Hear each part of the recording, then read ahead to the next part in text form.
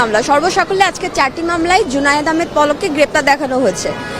একটু লক্ষ্য করলে দেখা যায় যে এই মামলাগুলো যে রুজু করা হয়েছে ঘটনার তারিখ হতে দীর্ঘ সময় পর ফেব্রুয়ারি এবং মার্চে রুজুকৃত মামলায় তাকে আজকে গ্রেপ্তার করা হয়েছে।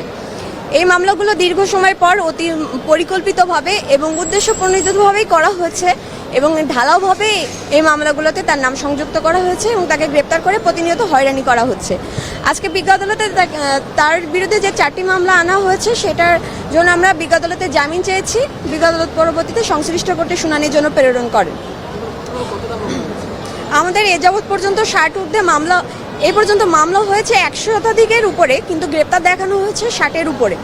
এবং প্রত্যেকটি মামলা এই যে মামলাগুলো হয়েছে কোনোটাতেই তার বিরুদ্ধে কোনো সুনির্দিষ্ট অভিযোগ নেই, শুধুমাত্র ঢালাওভাবে তাকে এই মামলাগুলোতে দেখানো হয়েছে তার বিরুদ্ধে কোনো ধরনের তথ্য উপাত্ত কিংবা আলামত কোনো কিছুই নেই। জুনায়েদ আহমেদ পলক তিনি গণপ্রজাতন্ত্রী বাংলাদেশ সরকারের ডাক, টেলিযোগাযোগ ও তথ্য মন্ত্রণালয়ের একজন প্রতিমন্ত্রী হিসেবে দায়িত্ব পালন করেছেন। সেক্ষেত্রে এই সকল অভিযোগের কোনো জয়েন্ট লাইবিলিটিসও তার উপরে বর্তায় না, শুধুমাত্র রাজনৈতিক প্রতিহিংসার শিকার তিনি।